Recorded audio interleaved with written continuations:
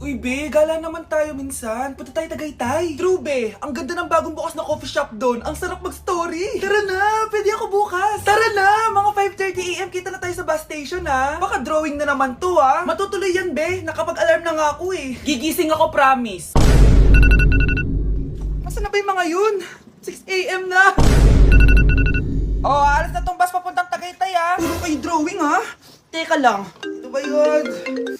Ano ba yan, be? Bakit ka tumatawag? Ano na be? 6 AM na. Akala mo pupunta na Tagaytay. Hindi ako pinayagan eh. Sorry, be. Hindi ka pinayagan o tinatamad ka lang? Baka gusto mo sabihin ko sa nanay mo na 3 subject yung bagsak mo. Ito na nga, be. Maliligo na ako. Wait mo lang ako, ha. Ay, yung isa pa. Hello, be. Hindi ako makakapunta. May sakit ako. Sakit. Lalong lalala yung sakit mo be kapag nalaman ng nanay mo na boyfriend mo yung anak ng kaaway niya. Ay, be, magaling na pala ako. Nakakalakad na ako.